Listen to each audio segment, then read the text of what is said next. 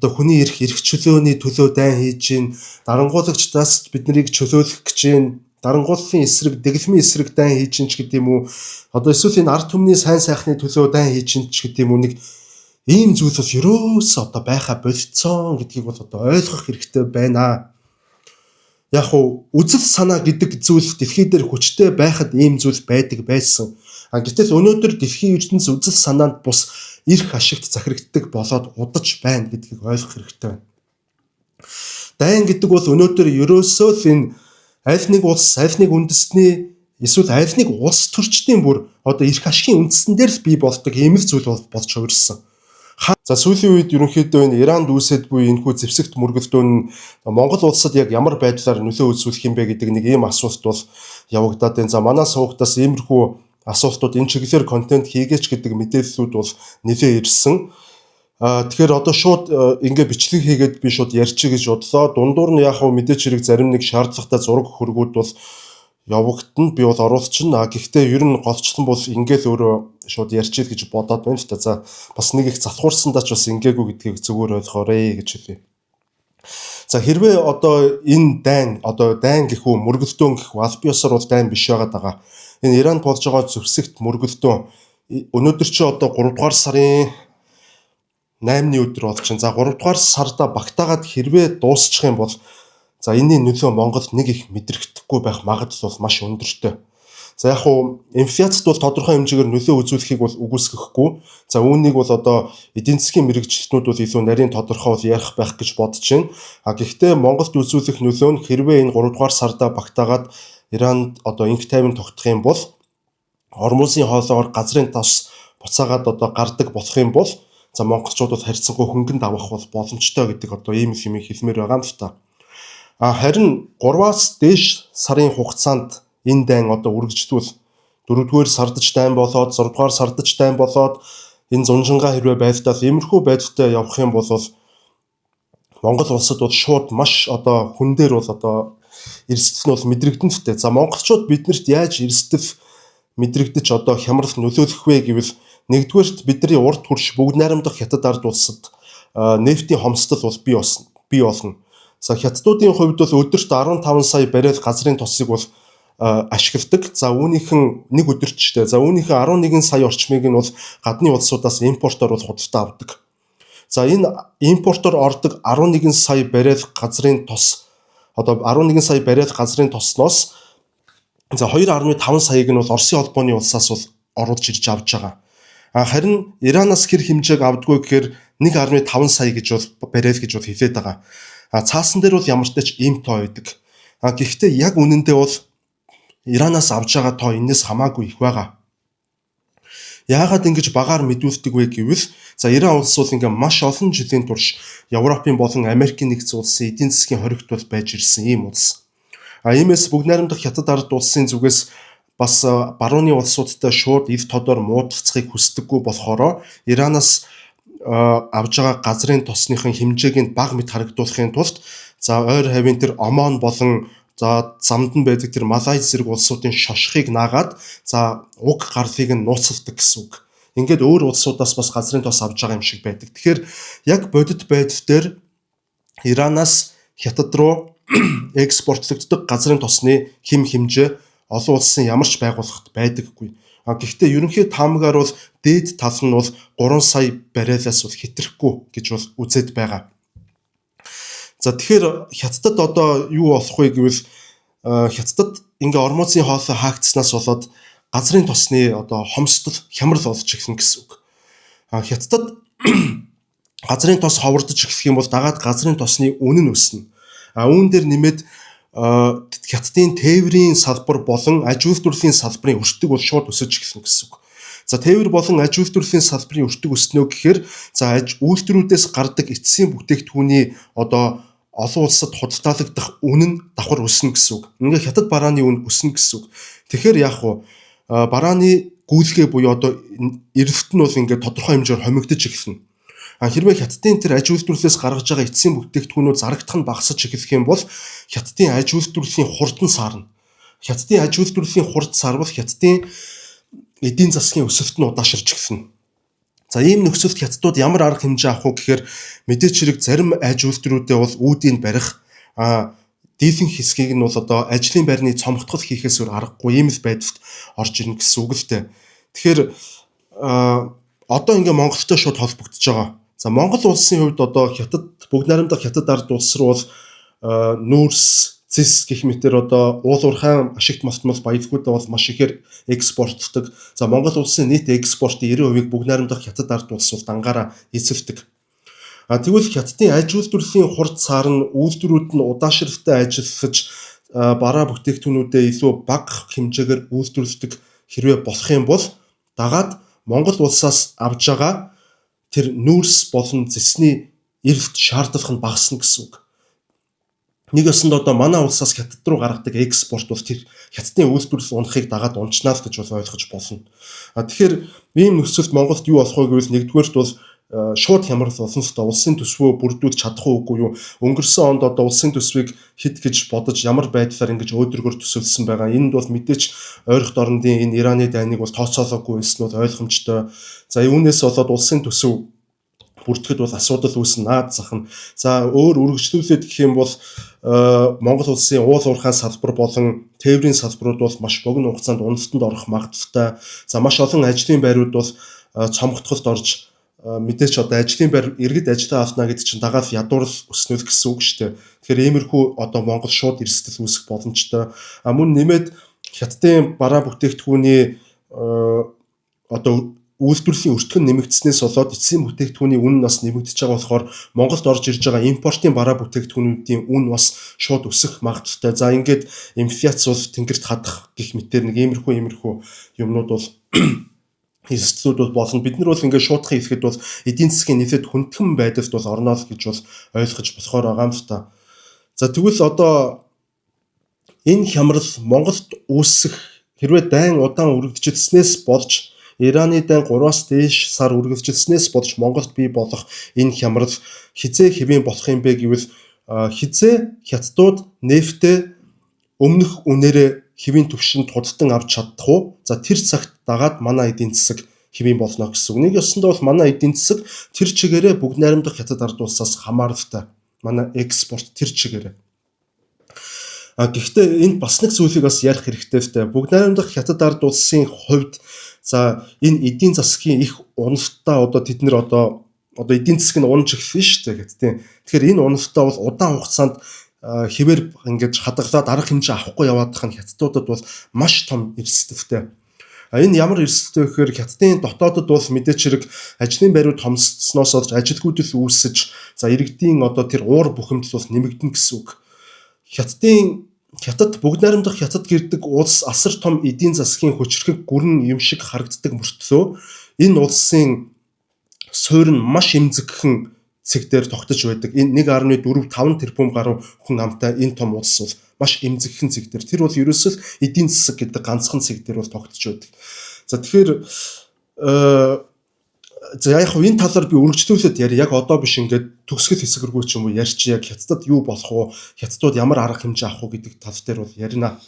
Яг одоо би юу ярих гэдэг вэ гэхээр энэ олон хүмүүс ингэ асууж байгаа л да. Хэрвээ ингээд дайн болоод ингээд Ормозын хоолоогоор хятад руу ордог газрын тос багасчих юм бол хятадууд ягаад Оросоос орлуулчих болохгүй юм бэ гэдэг ийм нэг асуулт бол гарч ирнэ.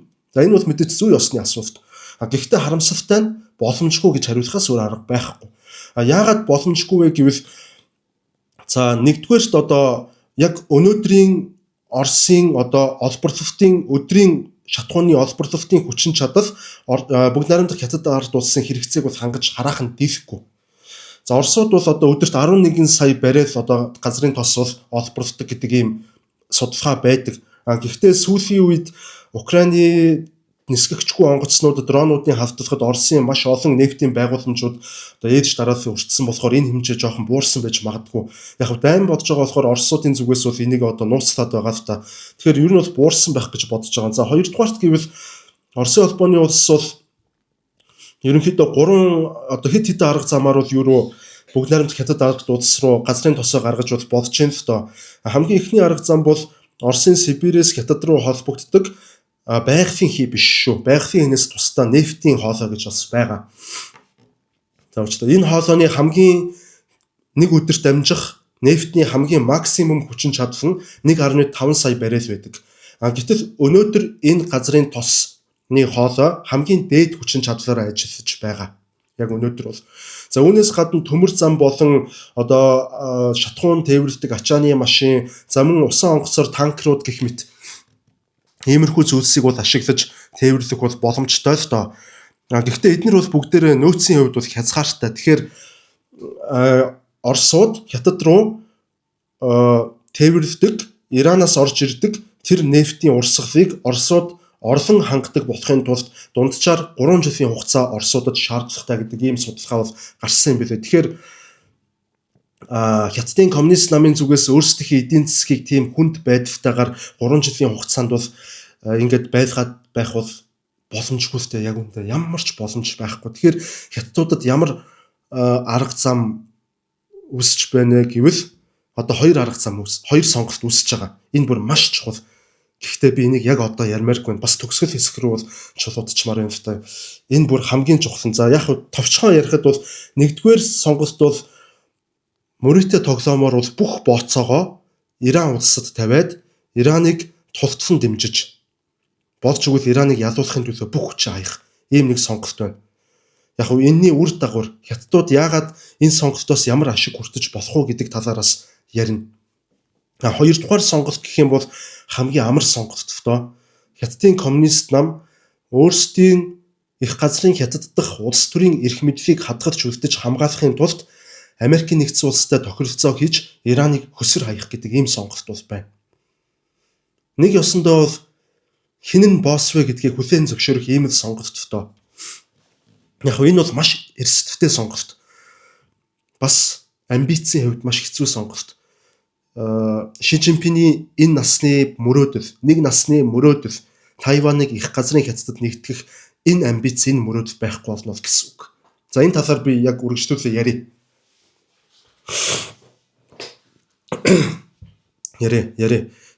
За тэгэхээр ярив. За одоо яг би юу ярих гээд байна вэ гэвэл бол одоо энэ ойрхон орондод үүсээд буй Израиль, Америкийн нэгдсэн улс, нөгөө талаас Иран гэх мэт энэ улсуудын хооронд үүсэж буй энэ мөргөлдөөн, зэвсэгт мөргөлдөөн арайч дайн гэж хэдэж болохгүй бах. Энэ асуудал бол ерөнхийдөө энэ гурван улс болон ойрхон орондын одоо геополитикийн асуудал биш, дэлхийн нийтийн одоо төвшөнд маш хүчтэй нөлөө үзүүлэх ийм асуудал гэдэг нь бол тун тодорхой харагдаж байгаа юм л та. За адаглаа та бүхэн сая ойлгосон бах одоо энэ хоёр хөршөөр хүрээлэгдсэн далайд гарцгүй нэг улсаас 90% экспортын хамааралтай байдаг одоо газрын мухарт байгаа Монгол улсад гэхэд одоо ямар байдлаар нөлөөлж ийн гэхээр одоо дэлхийн бусад улсуудад бас яаж нөлөөлөх нь бол бүр тодорхой л доо. За энэ мөргөлдөөнийг бол ингээд нэг талаасаа бол дэлхийн хүчний шин тэнцвэрийн төлөөх мөргөлдөөнч гэж одоо тайлбарлаж бол бас болж л байгаа. За одоо юу ярих вэ гэхээр яагаад ийм дайн үүсчихв? Яагаад ийм мөргөлдөөн бий болчихов? Энэ болох нь тодорхой байсан. Хизээ тесэрхүү хин гэдэг Америкийн ерөнхийлөгч тесэлгүй гэдэг онцлог хэвээр байсан. Өнгөрсөн бүх хугацаанд. За дайн бол үндсэндээ ерөөсө 3 гол шалтгаанаас бодж л үүссэн. За нэгдүгээр шалтгаан гэвэл одоо Иран улс одоо 1979 онд бол исламын хувьсгал бол ялсан Аятолла Хомений төрийн эрхэнд гарч исламын бүгд найрамдах Иран улсыг бол ингээд анх байгуулсан. За ингээд исламын бүгд найрамдах Иран улсын дэглэм бол аль бие ёсоор зайлшгүй газрын хөрснөөс арчиж устгах ёстой хоёр улсыг бол зарласан. Энэ хоёр улснууд мэдээж хэрэг Америкийн нэгдсэн улс болон Иран улсууд. Израиль улсууд уучлаарай. Америк болон Израиль улсуудыг Ираны шашны дэглэм юу гэж үздэг вэ гэхээр их ба баг сатануудын улс гэж ингэж бол үздэг. За энэ ч утгаараа Иранчууд энэ зорилгодоо хүрэхийн тулд бүс нутагт маш олон зэвсэгт бүлэглэлүүдийг хөгжүүлж эхэлсэн.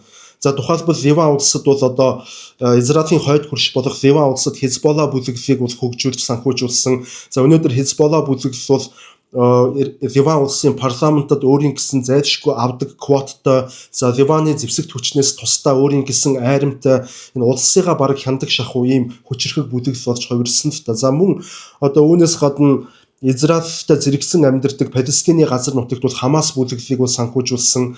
За Хамас бүлэглэл бол саяхан одоо ингээд сая 2 3 жилийн өмнө юу болсныг бүгдээрээ мэдж байгаа. Тэр нэг Израилийн парын дээр шүхрээр буугаад баахан хүмүүсийг буудаж аваад ингээд израильчууд хариуд нь бол одоо ингээд Хамас бүлэглэлийг нэг өсөндө баг устгаад том удирдгчдийн бүгдийг нь устгаад Палестины газар нутгаас нэлээд эзэдэж байна. За тэгвэл одоо Ираны 3 дахь санхүүжүүлсэн хамгийн том бүлэглэл гэвэл юу вэ та? Ормузын хоолоо яг хойд хэсэгт оршдог Йемен гэдэг улс байгаа. За энэ Йемен гэдэг улсад бол Хути гэдэг одоо ийм бүлэглэлийг бол санхүүжүүлсэн. За Хутичууд ямар юу хийсэн бэ гэхээр нэг өсөндөө бол эх орондоо иргэний дайныг үүсгээд өнөөдөр ямар байдалтай байна вэ гэвэл аль бие усны засгийн газраас илүү том газар нутгийг бол өөрсдөө ингээ эзлээд эзэн суучихсан. Ираны заавраар шаардлагатай нөхцөлд Израиль нэг хэдэн пуужин арвчин бас шаардлагатай нөхцөлд Ормузын хоолоо дээр алан ядах ажиллагаач гэх юм одоо цэргүүд усаа онгоц зав мав илгээгээд тэргээр явж байгаа нефт очсон танкеруудыг ингээ олцоод аюулгүй байдалд нөлөөлдөг нэг иймэрхүү шантаажны зүйл бол хийдэг болсон л тоо. За ингээд яг хөө Иран улсын зүгээс бол израильчуудыг бас зүгээр нэг одоо улс биш. За энэ улс бол заавал мөхөх ёстой гэдэг ийм үзэл суртал, ийм үзэн ядалтаар бол одоо энэ бүх үйлслүүдийг хийдэг байсан л та. Тийм болохоор Израиль улсын хувьд Иран улс бол хамгийн том аюул болчихж байгаа. Яагаад гэвэл өөрсдийг нь устгах нэгэд ив тодоор зарлаад энэнийхэн төлөө ингээд үйлдэл хийгээ яваад байдаг болохоор Израиль улсын хувьд ч гэсэн Иран улс автоматар бүс нутгийн хамгийн том дайсан болж хувирж байгаа. За иймээс ямар ч байсан израильчууд Ираныг цөмийн зэвсэгтэй болгож болохгүй л гэдэг ийм бодлогыг бол баримталж за Америкийн нэгдсэн улсыг бол одоо Америкийн нэгдсэн улсын улс төрийн түвшинд Израилийн улс төрчид бизнесмэнүүд бол маш хүчтэй лобби хийж Ираныг бол одоо тогтмол дарамтлж одоо цөмийн хэлцээр рүү шахдаг. За та бүхэн санаж байгаа бол өнгөрсөн оны 6 дугаар сард Трамп Иран улсын одоо Фордоу гэдэг цөмийн байгууламжид бол Tomahawk гэдэг одоо газрын гүнд дэлбэрдэг тийм пуужинг бол харваж Ираны цөмийн байгууламж, цөмийн судалгааны үйл ажлыг бол нэг хэсэг ингэж саатуулж ирсэн ийм үйл явдал бол болсныг санаж байгаа хаа. За тэгэхээр эхний шалтгаан бол ерөөсөө ийм байгаа. За хоёр дахь шалтгаан бол өөрөө Ираны геополитикийн амбицтай холбож бол тайлбарлаж болно. За Иран улс бол одоо бүс нутагтаа нийлээд хүчрхэг гүрэн гэдгийг бол бид нэр бүгдээрээ мэдж байгаа. Энийг одоо хүлэн зөвшөөрөхөөс өөр арга байхгүй. Тэгэхээр Ираны хүсэл амбиц нь юу юм бэ гэхээр одоо бүс нутгийнхан буюу Персийн болон ойрох дорнод Арабын хойг гэд энэ бүс нутгуудын супер гүрэн болохыг бол хүсдэг. Нэг өсөндөө исламын төв зэг болохыг бол хүсдэг. За энэ нь ямар учиртай юм бэ гэхээр одоо исламын шашин бол үндсэндээ сүннит болон одоо шиит гэдэг хоёр урсгалд бол хуваагддгийг бол бид нар бас мэдж байгаа. За Иран улс бол өөрийгөө аль бие усны шиит урсгалын төв гэж үздэг. За иймээс одоо Иран улс нь ямар том амбицтай байна вэ гэхээр аль бие усоор ойрох дорнодын бүс нутагт шиит урсгалын им эдийн засаг болон аюулгүй байдлын коридорыг байгуулахыг бол хүсдэг. За үүнийг хэрхэн хэрэгжүүлэхийг зорддог вэ гэхээр сая хэлсэн тэр Хамас бүлэглэл, за Хутичууд, Хизболла гэх мэт одоо энэ бүлэглэлүүдээр бол дамжуулан хэрэгжүүлэхийг хүсдэг фтэ. Одоо зүгээр ганцхан жишээ авахад түрүүн хэлсэн Йемент байгаа Хути гэдэг бүлэглэлийг бол одоо иранчууд бол маш хүчтэй дэмжиж ирсэн. За энэ бүлэглэл нь одоо Ираны дэмжлэгтэйгээр эх орондоо дайн хийсээр хагаад одоо өөрийнх нь хууль ёсны засгийн газраасаа илүү хүчрхэг айрамтай, хууль ёсны засгийн газраасаа илүү том газар нутгийг эзлээд одоо бараг аль бие ёсны Йемен улс шиг шахуу ингээд сууж байгаа. Нэгдсэн үндэсний байгууллагад яах вэ мандатгүй болохоос биш. Тэгэхээр яагаад одоо иранчууд энэ ингэж дэмжиж байна гэхээр бол Йемен гих улсад одоо Хутичуудыг энэ иргэний дайнд нь ялуулж Йемений төр засгийн удирдлагыг сүннитчүүд биш шиитүүдийн гарт шашны шиит урсгалынхны гарт төвлөрүүлэх ийм л зорилготой байгаа. Ливанд бол яг ижилхэн бас Ливаны төр засгийг шиитүүд удирдуулдаг болгох зорилготой байгаа. За Израилийн газрын өрснөөс арчаад тэнцээ Палестин гэдэг улсыг байгуулад шиитүүдийн улс болгохыг хүсэж байгаа. За Ирак дахь бас шиит урсгалынхныг Иракийн төр засгийн толгой дээр аваачихыг бол хүсэж байгаа. За энэс цаашлах юм бол Палестинд хүртэл асар олон шиитүүд амьдардаг. Палестиныг хүртэл одоо цөмийн гүрэншт Палестин бол тэр улсыг хүртэл ингэж шиитийн урсгалын хүчний нэгэн том төв болгохыг хүсдэг ийм л амбицтай. За тэгэхээр энэ амбицаасаа Иран яг ямар том ашиг хүртэх боломжтой болоод ингэж байгаа юм бэ гэвэл одоо хэрвээ ойрох дорнодын бүс нутгийг шиитийн олонх удирдах эхлэх юм бол за Персийн болон гэж одоо байна. Энэ Персийн булангийн бүс нутаг.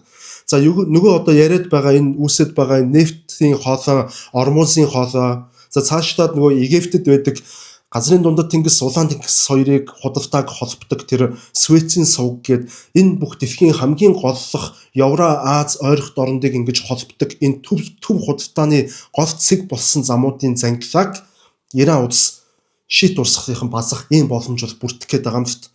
Тэгэхээр энэ чинээс юу олох вэ? Мөнгө олно, нөлөө олно, эрх мэдэл олно. Том гүрнүүдтэй харьцахад олон хөзөр гартаа хатгнаа л гэсэн үг ерөөсөө. Маш том давуу талтай. За харин 3 дугаар шалтгааны хувьд ярих юм бол за их гүрнүүдийн сөргөөцөлтөө ингээд бол шуутхан хэвчихэд бол бас болно. За одоо нэг талдаа бол мэдээж Орос, Хятад хоёр бол гарчихсан. Нөгөө талдаа Америкийн нэгдсэн улс болон Израиль хоёр гарчихсан. Одоо ийм л байдалтай нөхцөл байдал бол үүсэт байна л та өнөөдөр ойролт оронд. За Америкийн нэгдсэн улсын хувьд бол одоо Израиль улс гэдэг бол ойролт оронд дахь Америкийн нэгдсэн улсын хамгийн итгэлтэй хизээж урвж шарвахааргүй цорын ганц үнэнч холбоотой улс гэж аль биесээр үздэг. За иймээс Америкийн нэгдсэн улс ойролт оронд дахь нөлөөгөө хадгалахын тулд Израиль улсыг үеийн үед мөнхийн мөнхөд хүчтэй байлгахаас өөр аргагүй, дэмжихээс өөр аргагүй. Яагаад Америкийн нэгдсэн улс ойролт оронд дахь нөлөөгөө бас ингэж өндөр байлгахыг хүсэж байна вэ гэдэг нэг асуулт зарим хүмүүсийн дотор бас төрж магадгүй. Энэ бол ингээ өөр сэдв рүү ингээ орчин. Шал өөр сэдв. Петро долларын систем энтергээд одоо Америкийн нэгдсэн улсын эдийн засгийг авч явдаг гол систем.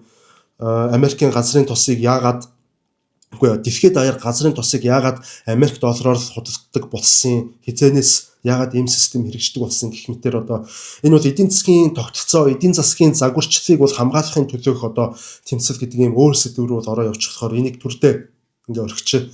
За харин одоо энэ Хятад одоо улсын хувьд бол одоо Иранаас бол энэ импортоор орж ирж байгаа нефтийн 40 орчим хувийг бол худалдаж авч ийн гэж бол ингээ үзээд байгаа юм шүү дээ. За энэ бүх нефт бол одоо ингээд Ормузын хоолойгоор дамжиж байна. За Хятад улсаас ингэж нефт авсныхаа хариуд бол Иран улсад 2021 онд одоо хийсэн стратегийн түншлэлийн хариуд 400 тэрбум долларын санхүүжилт хөрөнгө оруулалт олгох ийм амлалтуудыг бол өгсөн. Хоёр улс 21 онд ер нь бол ийм тохироо хийсэн гэсэн үг л дээ. За иймээс одоо Хятадын эрх ашиг гэдэг нэг зүйл байна. Хятадын эрх ашиг хөндөгдгөөс өөр аргагүй Иранд болж байгаа үйл явдалд газрын тосны нефтгүй хувийг хангаж чинь, дээрэс нь Хятадын хөрөнгө оруулалтууд Иран руу орж чинь. Хятадын мөнгө тэнцээ эргэлдэж чинь. Дахиад нэг зүйлийг ярихгүй болохгүй. За энэ оны 1-р сард бид бүгдээрээ одоо санаж байгаа Венесуэл улсад бол Николас Мадуро бол баривчлагдсан. За баривчлагдсан ч гэж баг одоо хулгайлагдсан ч гэх юм уу нэг ийм л үйл явдал болсон л та. Тэгээд Венесуэл Хятад хоёрын харилцаа холбоо бас их сайхан уян хатан найрсаг харилцаатай байсан, стратегийн түншүүд байсан.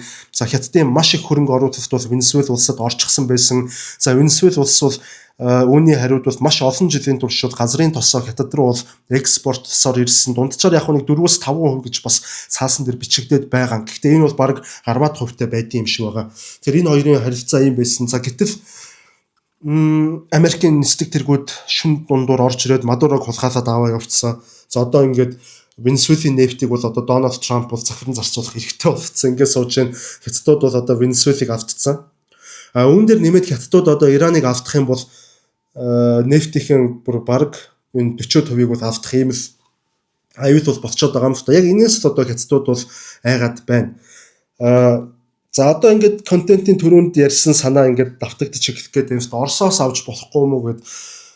Оросоос орж ирэх энэ нэгдүгээрт одоо тээврийн дид бүтцнүүд хангалттай хөгжөөгүй байгаа. Ираныг орлуулахын хэмжээнд маш их одоо нэмж төмөр зам барих ёстой. Эсвэл одоо нэмж нөгөө газрын тосны хоолой барих ёстой. За энийг бас шууд Сибирь хоёрыг холбох уу, эсвэл Казахстанаар холбох уу, Монголоор холбох уу гэж ярих ёстой. Нэмж танкеруудаа нэмэх ёстой гэдэг нөгөө бэлтгэл ажилт нь бол 3 жилийн хугацаа шаардлагатай гэж бол үзээд байгаа л да.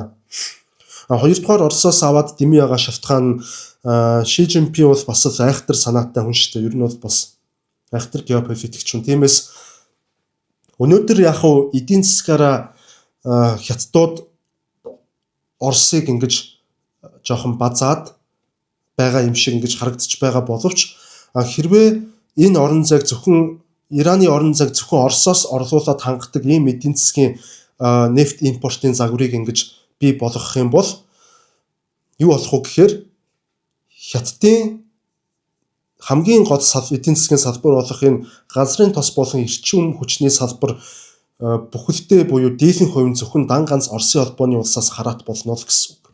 Тэгэхээр Хятад улс Ши Жинпин өөрийгөө болон өөрийн эх орныг аль нэг улсаас 100% тийм эдийн засгийн болон эрчим хүчний хамааралтай болгох ийм сонголтыг бол хийхгүй л дээ. Мэдээж хийхгүй. Тэгэхээр одоо нефт импортоо бол одоо солонгорсон байдалтай байлгахыг бол хүсэж байгаа гэж бол хэлэх гээд байгаа юм л та. За тэгвэл одоо энэ Ираны одоо жоох Оросын талаар нэг жоох ярив та. Энэ Иранд үүсэт байгаа дайнтай энэ Оросууд ер нь яг ямар хамааралтай юм бэ гэдэг талаар одоо яри. Нэгдүгээрт энэ Орос гэдэг улс бол одоо Иран улстай үнэт зүйлээрээ нэг улс, нэгдсэн нэг үнэт зүйлтэй гэсэн үг. Зарим нэг асуудал дээр л бүх зүйлдер бол биш. За энэ хоёр улсын хамгийн том үнэт зүйл нь юу вэ гэвэл Америк нэгдсэн улсын дэлхийд дахины ноёрхол, дэлхийд дахины нөлөөг таслан зогсоох одоо ийм л одоо гол зорилготой. Энэ зорилго дээр нэмээд хэлэхэд бол одоо энэ хоёр улс нь хоёулаа БРИКС-ийн гишүүн орнууд. Тэгвэл БРИКС-ийн зорилго юу юм бэ? Энэ бол бүр маш энгийн, маш тодорхой зорилготой. БРИКС-ийн хамгийн том зорилго бол ерөөсөө Америк нэгдсэн улсын долларын хараат байдлыг таслан зогсоох ийм л явдал. Америк нэгдсэн улсын долларын систем, долларын нойрхлыг эсэргүүцдэг улс орнуудын эв санааны нэгдэл гэж ойлгочиход бол ерөөсөө болж байгаа. Ингээд цаашлаад дэлхийн нийтээр газрын тосыг Америк нэгдсэн улсын доллараар худалдаж авдаг энэ системийг үгүй хийх ийм зорилготой байгаа. Америк доллар өнөөдөр дэлхийд хамгийн хүчтэй байдаг шалтгаан. Америк доллар ганцаараа $80 гэж дуудуулдгийн шалтгаан бол ойрхон орнуудын Сауди Араб, Кувейт, Эмират, Катар гэдэг энэ дөрвөн улс нефт олборлагч, нефт экспортлагч энэ дөрвөн улс Америк нэгдсэн улсын одоо газрын тосыг Америк доллараар ерөөсөө зардаг энэ системийг бий болгосонд л оршиж байгаа. Нэг ёсондоо юу гэсэн үг вэ гэвэл одоо хэрвээ одоо ингээ геополитикийг ярьж үзэхдээ саяны миний хэлсэн Арабын нэгдсэн Эмират, Кувейт, Сауди Араб, Катар гэд энэ дөрвөн улс Иран хэрвээ бүс нутагтаа хүчрхэгжээд энэ дөрвөн улс Ираны нөлөөнд орох юм бол юу болох вэ гэхээр бол энэ дөрвөн улс доллараар шатхуунаа зархаа бодж эхэлсэнтэй Ираны дарамтанд ороод доллараар шатхуунаа зархаа болох юм бол Америк нэгдсэн улсын петродолларын систем буюу дэлхийд даяар газрын тосыг зөвхөн Америк доллараар зарна гэдэг энэ эдийн засгийн загварчлал тэр чигээрээ нурж унахаас аргагүй ийм л байдалд хүрээд байгаа юм л. Одоо нэг өсөнд бол БРИКС ялна гэсэн үг. Иран хэрвээ бүс нутгийн хүчрхэг гүрэн болох юм бол энэ дайны өөр нэг шалтгааны талаар одоо ярьж шít. Тэгэхээр одоо энэ дайны хамгийн гол шалтгаан, хамгийн цаад шалтгаан нь Америк нэгдсэн улс Израильд тэгжих хайртайтай биш. Америк нэгдсэн улс Ираныг үнэн сэтгэлээс үзий ядаад газрын хөрснөөс арчхыг хүсээд байдагтай биш. Харин ерөөсөө л энэ газрын тосоор баталгаажсан энэ Америк нэгдсэн улсын долларын систем буюу за энэ петродолларын систем гэдэг энэ өөрсдийн эдийн засгийн загварчлал Америкийг өнөөдрийг хүртэл одоо эдийн засгийн тэргүүлэх гүрэн байгаа энэ эдийн засгийн загварыг хамгаалж үлдэхийн төлөө хийж байгаа тэмцэл юм а гэдгийг бас цаагаар ойлгох хэрэгтэй. Ийм нөхцөл байдал руу бидний хөтлөж байна. Энэ бүхэн. Тэгэхээр ер нь бол одоо манайхаа нэг ийм юм байна л та бид нар ингэж одоо нийгмийг ингээ хараадахаар нэг л их уянгалсан юм яриад байна. Тэгэхээр бид нар ийм элдв одоо уянгалсан ч гэдэг юм уу ийм нэг шидэт реализм жанрын эсвэл одоо романтизм жанрын иймэрхүү төсөөллийн зүйлсүүд бол итгэхээ болох хэрэгтэй л та одоо дайн хийхээр яадаг гэнэ нэг л их одоо хүний эрх чөлөөний төлөө дайн хийж гин дарангуулагчдаас биднийг чөлөөлөх гэж гин дарангууллын эсрэг дэглэмийн эсрэг дайн хийж гин ч гэдэг юм уу одоо эсвэл энэ ард түмний сайн сайхны төлөө дайн хийж гин ч гэдэг юм уу нэг ийм зүйл бол ерөөс одоо байха болцсон гэдгийг бол одоо ойлгох хэрэгтэй байна. Яг уу үзэл санаа гэдэг зүйл дэлхий дээр хүчтэй байхад ийм зүйл байдаг байсан. Гэтэл өнөөдөр дэлхийн ертөнц үзэл санаанд бус эрх ашигт захирагддаг болоод удаж байна гэдгийг ойлгох хэрэгтэй байна. Дайн гэдэг бол өнөөдөр ерөөсөө л энэ аль нэг улс, аль нэг үндэстний эсвэл аль нэг улс төрчдийн бүр одоо эрх ашигын үндсэн дээр л бий болдог ийм л зүйл болж хувирсан. Хаана эрх ашиг хөндөгдөн тэнд дайн болж ихэвдэг. За хэрв энэ дайнд Америкийн нэгдсэн улс Израилийн тал ялалт байгуулад Ираныг ялж чадах юм бол тэгэхээр юу гэж бид нар ойлгох ёстой гэвэл энэ ялалтын хариуд бонусанд нь хятад улс суларнаа л гэсэн үг. Ингээд ойлгох хэрэгтэй. Гэхдээ үнэхээр одоо хятадууд хинч биш болж хувирна шүү дээ. Ер нь нэг хэсэгтэй л хинч биш байна. Одоо өөр арга байхгүй. Хятад хинч биш бол яах юм? Эдийн засгийн хувьд яг боддоор харах юм бол бид нарт дагаад бас хинч биш болж хувирах байхгүй. Бид нар яг нөгөө маллаад зүлхэн дээр гэрээ бариад сайхан амьдарч бол болно л доо. Тэр эрх чөлөө нефттэй. Яг хинч биш болохыг хүсэхгүй байвал тэр эрх чөлөөгөө сонгох эрх бол бидэнд бас байгаа. Тэгэхээр одоо хятадуудын хувьд бол одоо хятадууд өөрсдөө хинч биш болохыг бол харин хүсэхгүй. Хятадууд хинч биш болохыг хүсэхгүй учраас Америкийн нэгдсэн улстай ерөнхийдөө бол газрын тосны гэрэл хийх байх гэж бол харагдаад байгаа. Нэг бол нэг эсвэл нөгөө талаар эсвэл Оросоос газрын тосны хараат болно гэсэн ийм л хоёр хувилбар байгаа хятадуудад. Хэрвээ энэ дайнд Иран ялагдвал ийм л байна.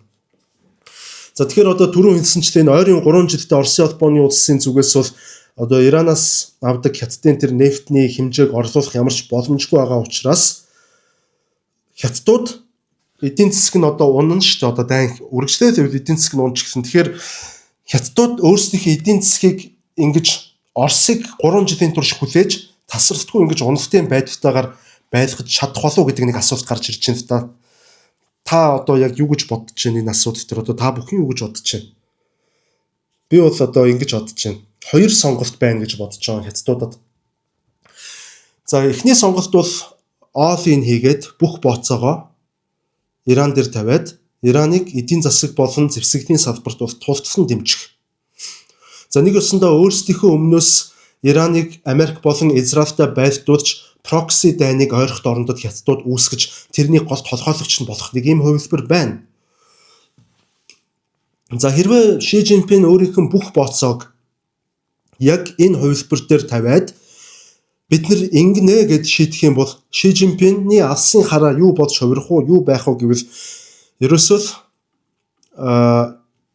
Америкийн нэгдсэн улсын дотоод нийгэмд дайныг эсэргүүцсэн хөдөлгөөн хүчээ авч Дональд Трампын засаг захиргаанд шахалт үзүүлж за улмаар Трамп бол импичментээр ордог ч юм уу эсвэл бүр ард түмний эсэргүүцлээр унаж хөөгдөг ч юм уу тиймэрхүү зүйл дээр тулахын наан за эрх мэдтэйгээ үлдээ. Ер нь болигээд цэргээ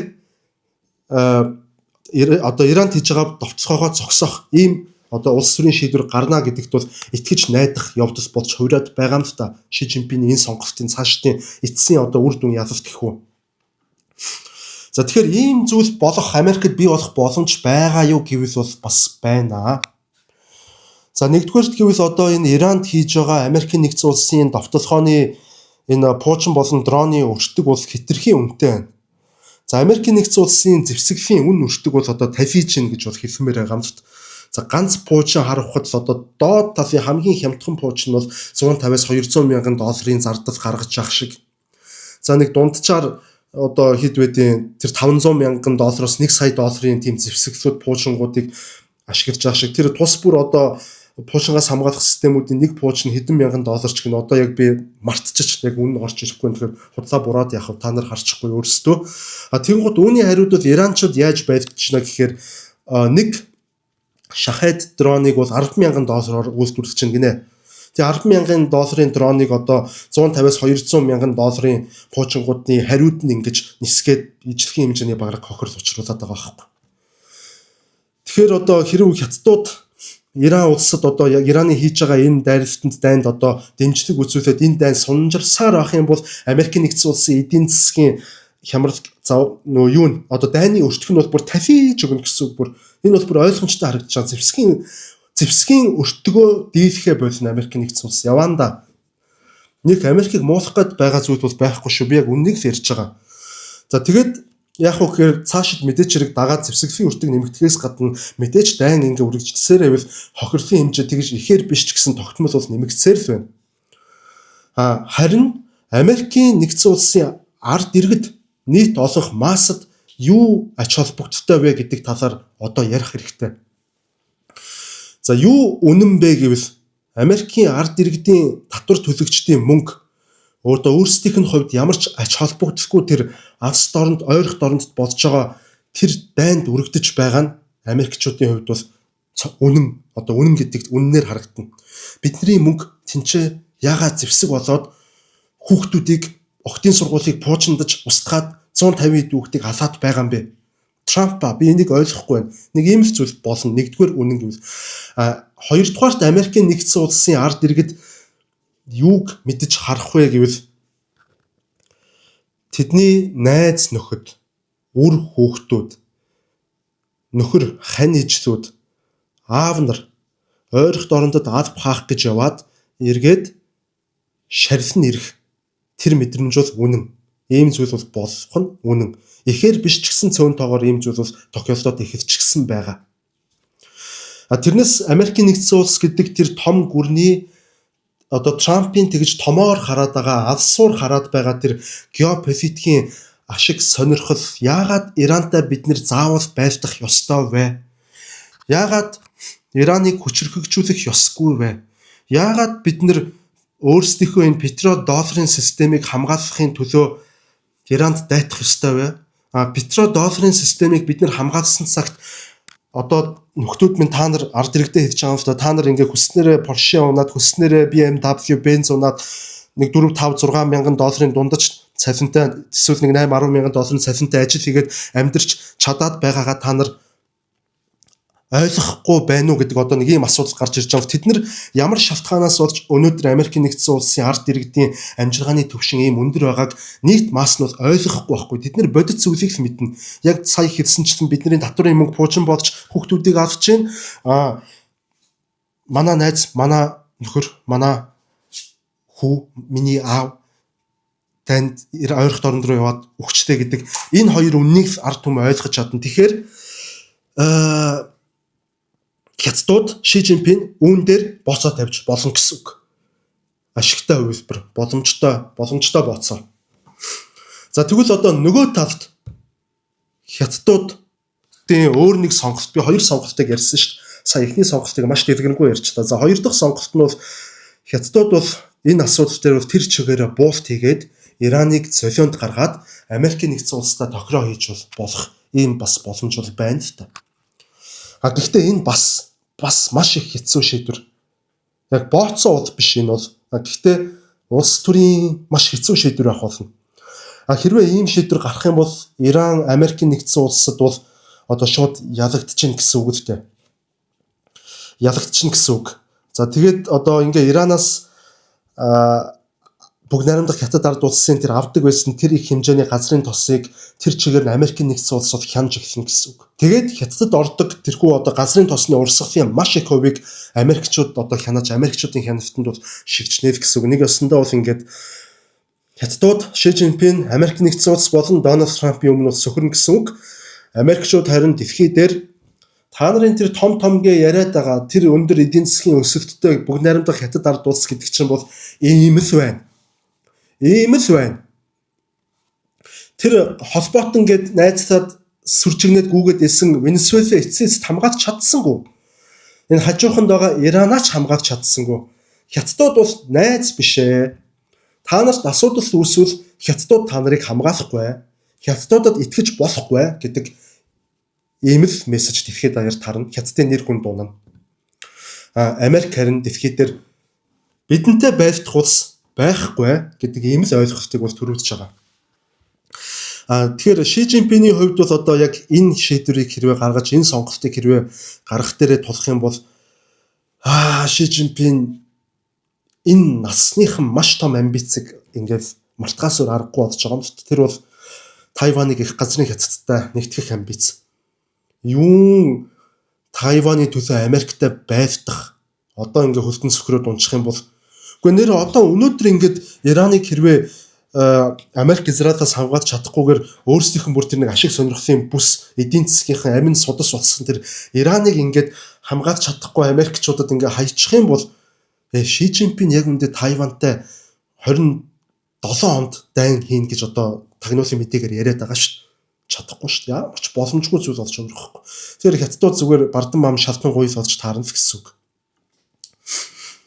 Ши Жинпин яг өнөөдөр ингээд айгүй амбицтай байна л та. Коммунист нам дотроо цэвэрлэгээ хийж гин. За авилгатай тэмцэх гэдэг нэрийн дор бол коммунист нам доторх эсрэг фракцийнхныгаа устгаж цэвэрлэж байна. За мөн одоо өөрийнх нь үгэнд ордоггүй Тайван руу дайрахын эсрэг байр суурьтай байдаг Хятадын ардын чөлөөлөх армийн генералуудыг маш олноор нь албан тушаалаас нь харж өөртөө үнэнч байдаг үгийн дуулууртаа дагдаг тийшээ бууч 10 тийшээ дайр гэвэл за дараагаа гэд асуудалгүй ингээ хийчдэг иймэрхүү хүмүүсийг бол Хятадын ардын чөлөөлөх армийн өдөр зургуудаар тавьж эхлээд байна. За энэ бүхнийг бол мэдээж хэрэг Тайван руу хийх гэж байгаа дайнтай холбож тайлбарлаад байгаа. Өөр үндэслэл угаасаа байхгүй. За ингээд одоо энэ бүхэн тэр чигээрээ замхар нь үлгэр од чөвгөн гэсэн үг. Зүгээр бардам хам шалдан гоёл болсон гэсэн үг л дээ Ши Жинпин. Нэг хинчэнээс одоо би нэг айхтар шордоотж байгаа юм шиг юм яриад байгаа шиг байна. Гэхдээ энийг бол үзэхгүй л дээ тэр хүн үзэхгүй. Миний үгээрч иргэдэг хорвоо ертөнц гэж юу аах вэ? Зүгээр яг бодит иймэрхүү прогнозуудыг ярьж байгаа. Тэгэхээр одоо бүгд наримдах Хятад ард улс яг өнөөдөр юу гэж хэлэх гээд байна вэ гэвэл за энэ түүхийнхэн хамгийн чухал мөчлөгүүдийн нэгэн дээр явж байна л гэж хэлэх гээд байгаа. За нэгэнт Хятадыг ярьсан юм чи одоо Монголын эдийн засгийг бол ингээд ойлгомжтой би ихэнд ярьсан. Одоо Оросын талаар нэг жоохон ярих хэрэгтэй ах гэж бодож байна. За яг хөтэ Иранд болж байгаа энэ зэвсэг төмөргөлтөө энэ дайн гэхүү энэ зүйлд бол яг үннийг хэлэхэд Оросууд бол баярлаж байгаа. Маш баяртай байгаа. Яагаад баяртай байгаа нь бол эндүү ойлгомжтой. За Иранд дайн болсноор дэлхийн нийтийн ялангуяа Америкийн нэгдсэн улсын тэр Украины дайнд одоо анхааруулах тэр анхаарал хандлага бол багасна. Юу Украинтай мантай болно энэ ч өөрсдөө дайн игээд. Тэгээ Украины дайныг бол бараг тоохон байхгүй болно гэсэн үг. Хэрвээ Украины дайн Украины ерөнхийлөгч Володимир Зеленский дэмжлэг зэвсэг болон санхүүгийн дэмжлэг нь багасах юм бол хэнд ашигтай дайн хийж байгаа Оросын талд ашигтай. Тэгэхээр Путин бол энэ дэр баярлалаа сууж байгаа. За өөр нэг шалтгаан бол одоо Иранд энэ дайн болж Ормузын хоолой хаагдаад тэр булангийн орнуудын газрын тосны экспорт зогсох байдалд орсон нь бас хинт сайн гэвэл бас л Оросын холбооны улсад сайн. Үүнээс болоод юу болж байгаа нь дэлхийд даяар газрын тос болон шатхуун эрчим хүчний үн бол ингээд өсөж байгаа. Энэ дайн үргэлжлэх тусам цаашаа өссөөр л авах болно. Газрын тос байгалийн үн өснө гэдэг бол Оросын холбооны улсад бол мөнгө олох хамгийн том боломж. За 2022 оны 2 дугаар сард Украины дайн эхэлснээс хойш одоо Оросын холбооны улсын хувьд барууны эдийн засгийн маш их олон хоригт ороод эдийн засгийн хувьд мэдээч хэрэг нэлээдгүй бас алдагдлал хүлээсэн нь бол үнийг нөх арга байхгүй. Тэгэхээр Иранд хийж байгаа энэ дайн нь бол энэ бүх эдийн засгийн амссан энэ 4 жилийн амссан алдагдлыг бол нөхөх юм бас боломжийг бол олгож магадгүй. Энэ юунаас шалтгаалах вэ гэхээр дайн хэр удаан сунжирхаас шалтгаална. Тэгэхээр Владимир Путин ерөнхийлөгчийн хувьд бүгд наримдах Хятад ард улсын зүгээс Иранд мөнгө болон зэр зэвсгийн дэмжлэг санхүүжилт олгоод энэ дайныг аль болох удаан үргэлжлүүлэх нь Путинд ашигтай. Тэгэхээр Путин Ши Жинпинийг Иранд туслаа гэж ятгах бахал та. Миний бодлоор бол миний бодолч гэж дээ зүгээр логикоор бодоод үзэх юм бол за нэг иймэрхүү байна. Одоо ер нь ингээ миний ярих юм баг дуусчихна. Одоо хамгийн сүүлийн нэг зүйлийг ярьчих. Энэ дайн Европт ямар нөлөө үзүүлэх вэ? Европын холбоо, баруун Европ, либерал ардчилсан баруун Европын орнуудад ямар нөлөө үзүүлэх вэ гэдэг ийм асуулт бол байна.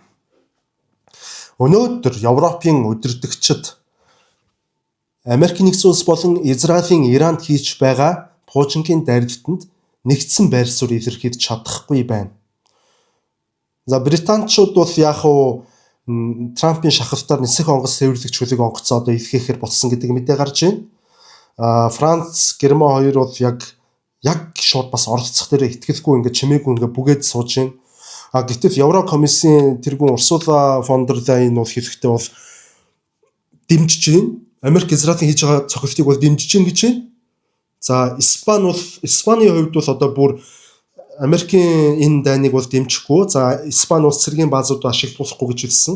За ингэж хэлснийхэн маргааш нь Испани бааз дээр байрлаж байсан Америкийн онгоцнууд бол Испаниас гарсан. За ингэж нэгдсэн зүйл бол байхгүй юм та.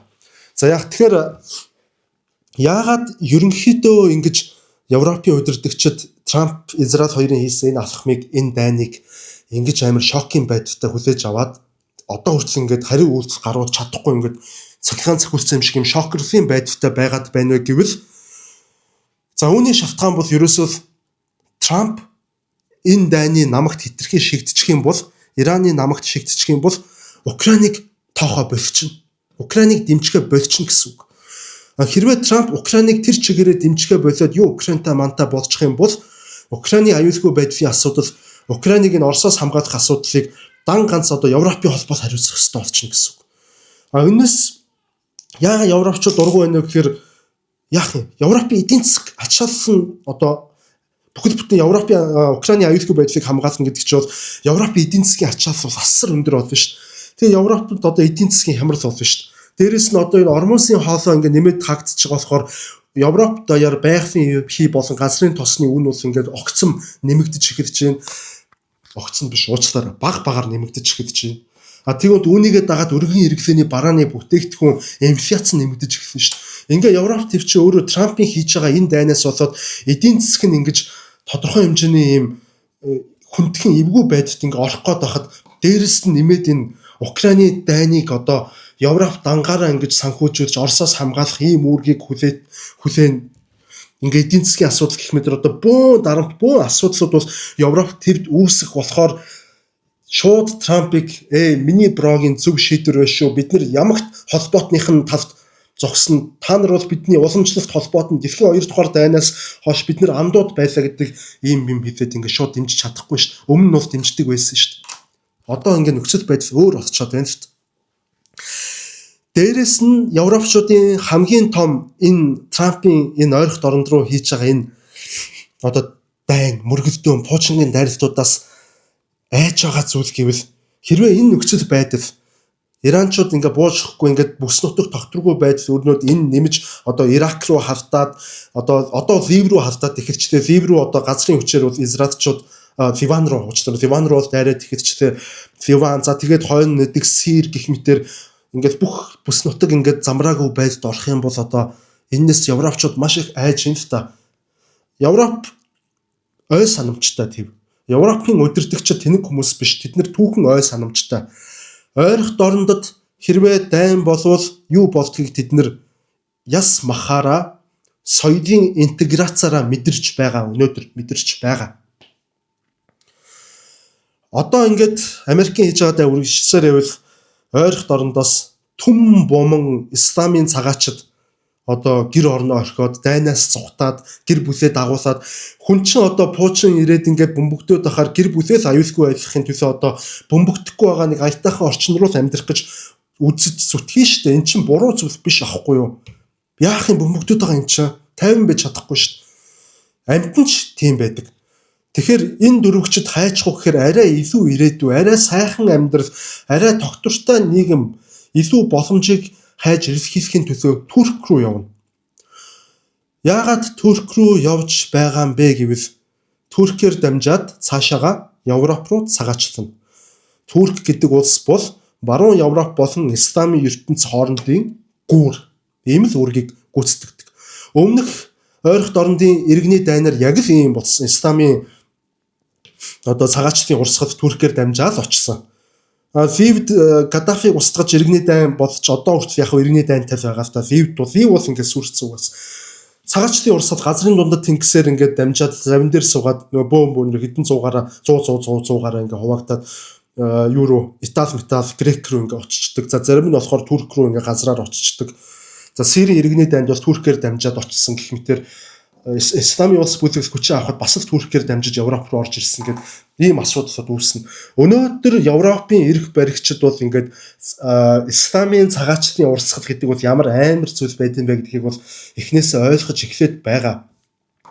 Одоо нэгэнт ороод ирсэн хүмүүсийг тэгээд одоо яах юм тэнцээ нэг учрыг нь олуулаад ямар ч гэсэн нэг нэмж авахаа бол арай нэг багасгах иймэрхүү бодлого баримтад ч ядаж байхад нь дээрэс нь нэмээд автоматар ингээд өчнөө саяар нь ингэж цагаачдыг сутгах ийм алхмыг Трамп ингээ хийчихэж байгаа байхгүй Европ руу. Ингэхээр яаж Европ ирэх баригчид одоо баяртай авах юм бэ?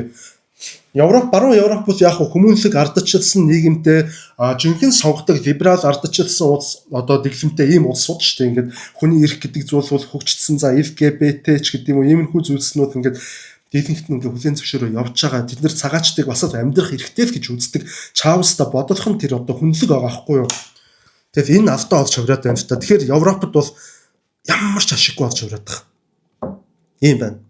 Оросын хувьд юм байна, Европын хувьд юм байна, Хятадын хувьд юм байна, Монголын хувьд юм байна, Ираны хувьд бас тийм байна, Америк болон Израилийн хувьд бол ийм л. За тэгээд одоо яагаад энэ дэлхийд даяар энэ газрын тосыг ингээ Америк доллараар болдог, зардаг болсон талаар за мөн одоо тэр 1900 бүр хаа байсан 73 онд энэ Сауди Арабийн эзэн хаан Америкийн нэгдсэн улсын ерөнхийлөгчдөө одоо ямар тохироо хийж энэ петродолларын системийг ингэж бий болгосон талаар энэ дайны мөргөлдөөн чинь одоо эрх ашигын хамгийн гол зэг нь яг энэ петродолларын систем дээр бас байгаад байгаа гэдгийг ойлгох хэрэгтэй. Яг энэ сэдвэр би өмнө нь бас контент хийжсэн санагдаад байна. Одоо би шалгаад үзье. Хэрвээ би контент хийжсэн бол энэ бичлэгнийх нь доор сэтгэвдэл хэсэгт юу яачаа линк нь оруулчихъя. Тэгээ та бүхэн сонирхол орж үзээрэй гэж бол хүсэж байна л та. За ингээд энэ удаагийн бичлэгийг дуусгахыг одоо 51 минут гэж шít. Бараг цаг орчим 40 хэдэн минут 50 минут ингээ юм ярьсан биш. За дуусгая. Өнөөдөр энэ бичлэг бол бүтэнсээ өдөр орж ийн маргааш дэлхийн 7 хоног тоймын маань одоо 2 дахь ээлжид дугаар бол орох болно. За энэ тойм маань бас сонирхолтой болно. Тэгэхээр маргаашийн тоймыг бас үзээрэй гэж хүсье. 4 дахьд бас хувилдааны онцлогийн шин дугаар орно шүү. За түр баяр та.